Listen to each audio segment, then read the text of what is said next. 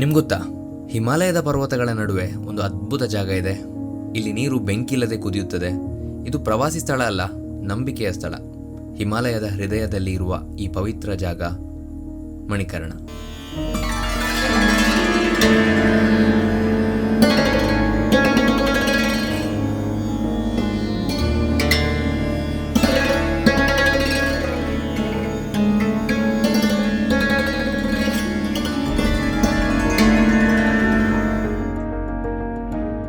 ಇವತ್ತು ಮನಾಲಿಯಿಂದ 50 ಕಿಲೋಮೀಟರ್ ದೂರದಲ್ಲಿರೋ ಕಸೋಲ್ಗೆ ನಾವು ಹೋಗ್ತಾ ಇದ್ದೇವೆ. ಪರ್ವತ ರಸ್ತೆಗಳು, ಪಾರ್ವತಿ ನದಿಯ ಸದ್ದು, ಅಂಕುಡೊಂಕು ರಸ್ತೆಗಳಿಂದ ಸಾಗಿದಾಗ ನಾವು ತಲುಪೋದು ವಿಶಿಷ್ಟ ಶಕ್ತಿ ಮತ್ತು ಪವಾಡವುಳ್ಳ ಈ ಶಿವ ದೇವಸ್ಥಾನಕ್ಕೆ. ಸೊ ಈಗ ನಾವು ಕಸೋಲಲ್ಲಿರುವಂತಹ ಈ ಮಣಿಕರಣ್ ಅಂತ ಹೇಳುವಂಥದ್ದೊಂದು ದೇವಸ್ಥಾನ ಆಯಿತಾ. ಇಲ್ಲಿ ಪಾರ್ವತಿ, ಶಿವ ಇವರೆಲ್ಲರಿಗೂ ಪೂಜೆ ಮಾಡುವಂಥದ್ದು. ಇಲ್ಲಿ ಸಾಕಷ್ಟು ದೇವರನ್ನು ಪೂಜೆ ಮಾಡ್ತಾರೆ. ಅದರಲ್ಲಿ ತುಂಬಾ ಪ್ರಸಿದ್ಧಿಯನ್ನು ಪಡೆದಿದೆ. ಯಾಕಂತ ಹೇಳಿದರೆ ಇಲ್ಲಿ ಬಿಸಿ ನೀರಿನ ಕುಂಡ ಅಥವಾ ಈ ಹಾಟ್ ವಾಟರ್ ಸ್ಪ್ರಿಂಗ್ ಅಂತಲೇ ಹೇಳ್ತೇವೆ, ಅದು ಇದೆ. ಸೊ ಅದನ್ನು ತೋರಿಸ್ತೇನೆ. ಅಲ್ಲಿ ಕೂಡ ಸ್ನಾನ ಮಾಡಲಿಕ್ಕೆ ಹೋಗ್ತಾ ಇದ್ದೇವೆ. ಸೊ ಅಲ್ಲಿ ಸ್ನಾನ ಮಾಡಿದರೆ ನಮ್ಮ ಚರ್ಮ ರೋಗ ಅಥವಾ ಏನಾದರೂ ರೋಗ ಇದ್ದರೆ ಅದು ಕೂಡ ಗುಣ ಆಗ್ತದಂತೆ. ಸೊ ಹೇಗಿದೆ ಅಂತ ನೋಡುವ ಆ ಜಾಗ. ಅದು ಎಷ್ಟೊಂದು ಬಿಸಿದೆ ಅಂತ ಹೇಳಿದರೆ ಅದರಲ್ಲಿ ಅನ್ನ, ಅಕ್ಕಿ ಕೂಡ ಬೇಯಿಸ್ತಾರಂತೆ. ಸೊ ಇವತ್ತು ಸೋಮವಾರ ಅಥವಾ ವೀಕ್ ಡೇ ಆಗಿರೋದ್ರಿಂದ ಅಷ್ಟೊಂದು ಜನ ಇಲ್ಲ ಆಯಿತಾ. ಬಟ್ ನೀವು ಖಂಡಿತ ಬರ್ಬೋದು. ಬಂದು ಕಸೋಲ್ ಬಂದರೆ, ಮನಾಲಿ ಬಂದರೆ ಖಂಡಿತ ಕಸೋಲ್ ಬನ್ನಿ.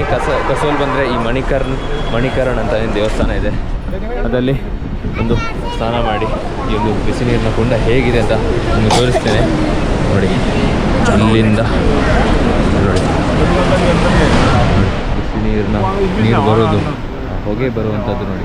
ನಾವೆಣಿಸ್ತೇವೆ ಎಷ್ಟೊಂದು ಕೋಲ್ಡ್ ಪ್ರದೇಶದಲ್ಲಿ ಅದು ಫಾಗ್ ಆಗಿರ್ಬೋದು ಅಂತ. ಅದು ಫಾಗ್ ಅಲ್ಲ, ಅದು ಅಷ್ಟೊಂದು ಬಿಸಿ ನೀರಿನ ಶಾಖೆಗೆ ಹೊಗೆ ಬರುವಂಥದ್ದು. ಈಗ ಇದ್ರ ಒಳಗಡೆ ಹೋಗಿ ನೋಡುವ. ಶಿವ ಶಂಕರಾಯ ಶುದ್ಧಾಯ ನೀಲಕಂಠಾಯ ಧೀಮಹಿ ಭಕ್ತವಾಂಛಿತದಾತಾರಂ ನಮಃ ಕೈಲಾಸವಾಸಿನೇ. ಮಣಿಕರ್ಣದಲ್ಲಿ ವಿಶೇಷವಾಗಿರುವುದೇ ಈ ಬಿಸಿ ನೀರಿನ ಕುಂಡಗಳು. ಭೂಮಿಯ ಒಳಗಿನಿಂದ ಬರುತ್ತಿರುವಂತಹ ಈ ಕುದಿಯುವ ನೀರು ಇಲ್ಲಿ ಬರುವ ಪ್ರತಿಯೊಬ್ಬರಿಗೂ ಆಶ್ಚರ್ಯ ಉಂಟು ಮಾಡುತ್ತದೆ. ಇಲ್ಲಿ ಒಂದು ನಂಬಿಕೆ ಇದೆ, ಈ ಬಿಸಿನೀರಿನಲ್ಲಿ ಸ್ನಾನ ಮಾಡಿದರೆ ಚರ್ಮದ ಸಮಸ್ಯೆಗಳು ಸಂಪೂರ್ಣ ನಿವಾರಣೆ ಆಗುತ್ತೆ ಅಂತ.